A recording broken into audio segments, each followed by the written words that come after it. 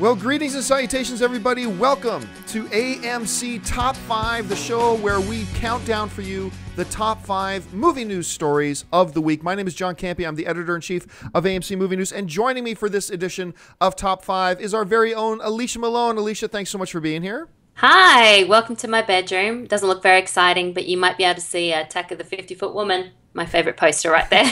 If we had a nickel for every time you said that. Okay, so this show basically is exactly what it sounds. You know, we covered about 35 different movie news stories this week on AMC Movie News, and it's time for us to count down and highlight what the top 5 of those stories were. And we're going to get started with the number 5 story of the week is this. Coming in at number 5 story of the week, Star Wars Episode 7 rumored to have its title, The Ancient Fear. Ain't It Cool News this week reported that multiple sources told them that the working title for the upcoming Star Wars Episode 7 is indeed The Ancient Fear. It needs to be noted that this is not official or confirmed by any official report. Alicia, when you heard this potential title, The Ancient Fear, does it ring true with you? Do you think there's any validity to it? And if so, do you think it would be a good title? Well, the first thing I thought of when I thought of The Ancient Fear was Max von Sydow. You know, he's 85 and he's really good at playing villains. But, you know, fear is such an important motif throughout Star Wars. So I like it. I think it sounds great. But I don't think it's going to be the actual title because we've seen this so many times with movies. They have a working title and sometimes it's something completely different and then they change the title for release. And especially J.J. Abrams, he is so good at keeping secrets, Mr. Mystery Box himself, that I think he'll do something completely different. And when I was actually looking up this story, I had a look at some other working titles from some famous films. So like Return of the Jedi's working title was Blue Harvest. And Titanic's was Planet Ice. And then Star Trek, JJ's first Star Trek movie was called Corporate Headquarters, to remain secretive. So it could be anything. But the one thing I will say, though, that this title has going for it, number one, Star Wars does love its 3 or 4 word titles. You know, A New Hope, Empire Strikes Back. And one of the cool things, one of the guys, I can't remember which one of our teams said this, but they said it on the show this week. If you, the phrase An Ancient Fear is a complete antithesis and a play on the title of the first Star Wars film, New Hope. And Ancient Fear. So, I mean, there's something... It unlike, say, Blue Harvest or, you know, Ice, whatever it was, this actually sounds legit. But look, I'm actually with you. I don't think it's real. I don't think JJ would let the title of the film slip out this early. But I will say this, though. If it is real, I'm all for it. Yeah, I'm all for it. I saw a lot of tweets from people saying they didn't like it, but I think it sounds intriguing. I mean, we have no idea what the plot will be, who the characters will be, but that does get me intrigued. And JJ is so clever. I wouldn't be surprised if that title refers to a character in the film as some kind of clue to something that people will get. I'm sure we will elaborate more on AMC Jedi Council this Tuesday. I'm sure you will. Turn in for our Star Wars show. All right, let's move on to the number 4 story of the week. And the number 4 story this week is actually the announcement that the Flintstones movie is coming. It has been announced that Warner Brothers is developing a brand new animated Flintstones movie. Now, the original TV series ran from 1960 to 1966 and was the longest running primetime animated series in history until The Simpsons took that over. There have been 2 live action Flintstone movies in 1994 and in 2000. Who can forget Viva Rock Vegas? But this will be the franchise's first animated feature. Now, Alicia, you heard this news about there being, you know, a Flintstones animated film. Is it too little too late, or is this still enough of a solid, recognizable franchise that an animated film could work? I think the only thing that piqued my interest was that Will Ferrell and Adam McKay are producing this. Yes. So that makes me think it will be quite funny and very smart because animation has come such a long way and animated movies have come such a long way. They're so sophisticated now that I think you have to bring in a level of adult humor.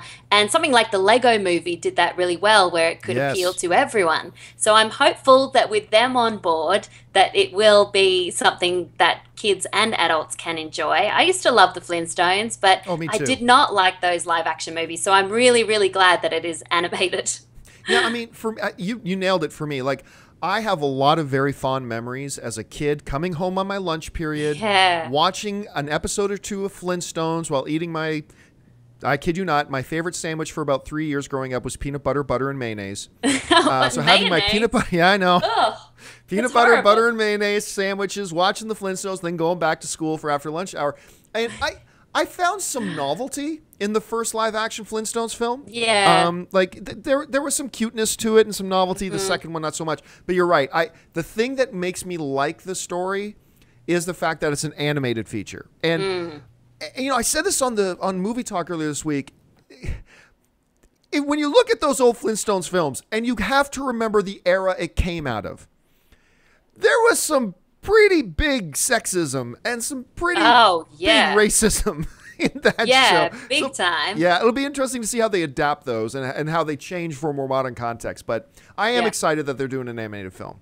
All right. Yeah, and there'll be some good voices with those two involved sure. too. Yeah. All right, let's move on to the number 3 top story of the week. And the number 3 top story this week was the new Planet of the Apes trailer this week. The brand new trailer for the upcoming Dawn of the Planet of the Apes hit the web. The movie takes place 10 years after the events of the first film and finds Caesar being motion captured and performed once again by Andy Serkis, attempting to assert his dominance over the apes while a small group of human colony survivors struggle to survive in the San Francisco area. Dawn of the Planet of the Apes opens in AMC theaters everywhere on July 11th. What did you think of this trailer, Alicia, when you saw it? I loved it. It gave me goosebumps. I like that it gave you an idea of what the story will be about, but it didn't give away too much. It didn't give away the whole story. I think it'll be twists and turns. I love how the apes have been coexisting really peacefully, and then it's the humans that appear to have screwed things up. Gary Oldman as a villain is great, and Jason Clarke, he's an Australian actor. He is such a nice guy and a really good actor. We saw him in Zero Dark 30, and I'm so glad to see him get this really prominent role in this film. And as Christian Harloff often says, apes on horses. Apes on horses. How can you beat that? The funny thing is, too, you mentioned Jason Patrick, and I'm glad you are, because a lot of people, when talking about the cast of this movie, are focusing exclusively on Gary Oldman, and Jason Clarke is awesome. And I remember, watching Zero Dark 30 and thinking, you know what? We don't really know this guy. Yeah. And he is killing it. He is just killing it. So I was excited to see him in there, and for me the money shot, if you will, was Caesar just going war, and as soon as he does that, it's like I'm losing my mind. Oh, me too. I got goosebumps. That moment was incredible. And Andy Serkis, he is the big reason why Planet of the Apes, that Rise of the Planet of the Apes worked so well, in my opinion. Yeah, I agree. All right, let's move on to the number 2 story of the week, and the number 2 top story this week was, of course, Doctor Who joining the Terminator franchise. Paramount Pictures announced this week that former popular Doctor Who star Matt Smith, who played the Doctor, has joined the upcoming Terminator Genesis. Also, of course, with, none other than Arnold Schwarzenegger returning. Paramount says that Smith will be playing a major character with close ties to John Connor. Smith joins Arnold Schwarzenegger, the aforementioned Jason Clarke, Emilia Clarke, Jai Courtney, and J.K. Simmons. Terminator Genesis is scheduled to open in AMC theaters everywhere on July 1st, 2015. Alicia, you a Doctor Who fan? Is this something that strikes you as a good fit?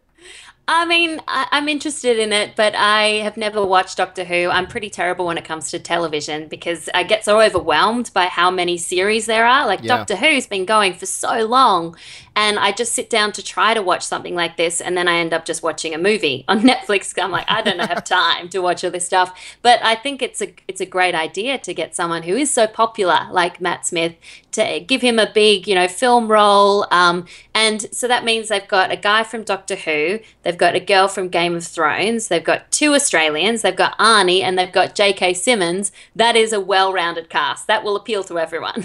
Yeah, no, I agree. And, one of the things I said on a Movie Talk this week about this was, I'm not a Doctor Who fan. I mean, when I was a little kid, I used to watch some of the old ones, and I tried a few months ago to watch a couple of episodes of the new Doctor Who because everybody raves about it. And it just didn't do it for me. But, what we have learned is that the old 80s stars are not drawing to the box office like you think they would. In particular, Arnold, whose last couple movies have not exactly killed it at the box office. The idea of going and getting a Matt Smith and joining him into a franchise like this, that infuses this franchise with modern geek cred that just isn't there anymore. Yeah. And, you know, so regardless of, you know, I haven't seen enough of Matt Smith to really have an opinion if I think he's a good actor or a bad actor. But I do know from I know the Doctor Who fans love him. So from a marketing point of view, this was a genius move to put this guy in there. And we'll have to see if Doctor Who fans can see him as anything other than the Doctor. Yeah, and I think it's interesting. He said he feels like he's got a chip in his head which will explode if he reveals anything. So that's interesting. It sounds like he is going to be a prominent character and something that might be a bit of a surprise to fans of Terminator.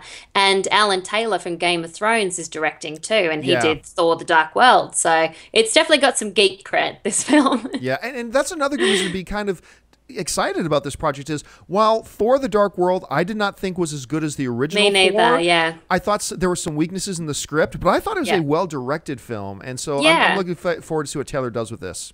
Yeah, I thought it looked really beautiful. It was just, story and too much of the alien stuff for my liking. No, I agree. All right, let's now go to the number one story of the week. Your favorite. And a little bit painful, but I mean, this is the one it is. Lionsgate announces they're doing a Power Rangers movie, and the world turned on its head. It was just announced this past week that Lionsgate Studios will produce a brand new original live-action feature based on the iconic Power Rangers property. Now, 2 other Power Rangers films were produced in the 1990s, with Mighty Morphin Power Rangers, the movie, in 1995, and Turbo, a Power Rangers movie, in 1997. Neither of the films did particularly well.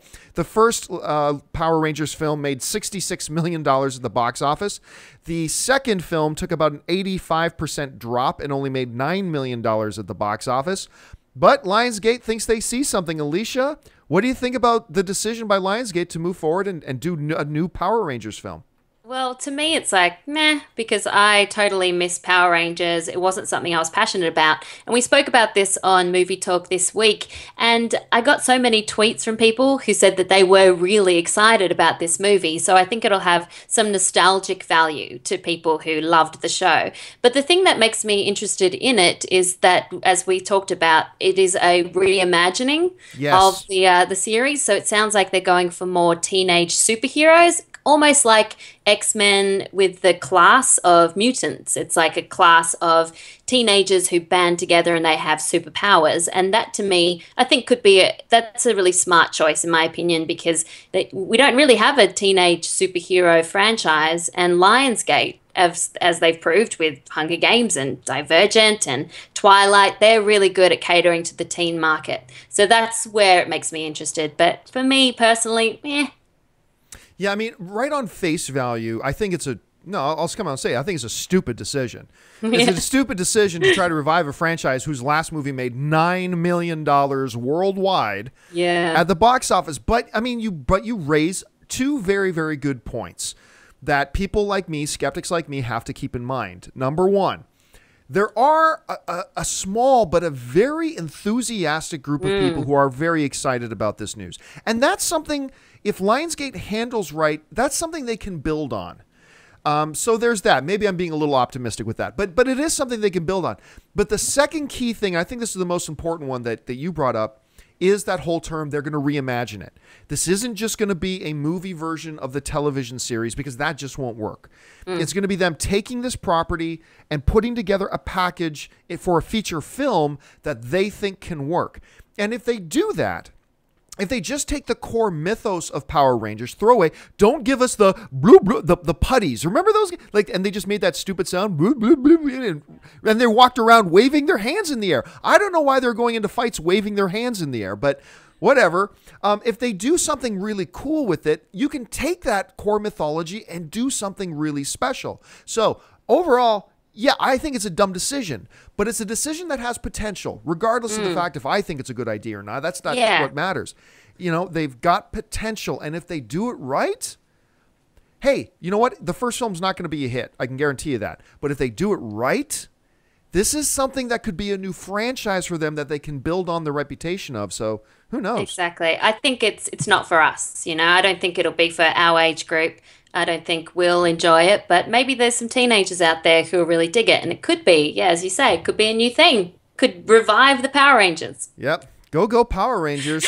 All right, folks, that will do it for this installment of AMC Top 5. Thank you for counting down the top 5 stories with us. And once again, the number 5 story this week was the Star Wars Episode 7 alleged title being slipped, maybe, The Ancient Fear. The number 4 story was the announcement that a Flintstones feature animated film is coming. The number 3 story of the week was the release of the new trailer of the Planet of the Apes, which just looks awesome. The number 2 story, of course, is the Doctor joining the Terminator reboot. And our number 1 story of the week, Lionsgate announcing that they are reviving and redoing and reimagining the Power Rangers movie franchise. So I want to thank, first of all, my guest today, our very own Alicia Malone. Alicia, where can people find you online? Thanks for having me. You can find me on Twitter at Alicia Malone or at malonesmovieminute.com. And do you like my Ghostbusters? Oh, I love that shirt. Yeah. That's awesome. I didn't even notice it because it's behind your name. I know. Your lower third at the bottom. It's hiding. It's hiding. And you guys can find me on the various social media channels just at John Campea. So, guys, thanks again for joining us. Don't forget, lots of great films playing at AMC Theaters right now. You can head on over to www.amctheaters.com for your theater, showtime, and your movie ticket information. Don't forget to subscribe to our YouTube channel to keep you up to date with all the shows we've got going on right now at AMC Movie News. And most of all, just thank you for joining us today. So, until next time, my name's John Campea for AMC Movie News. Bye-bye.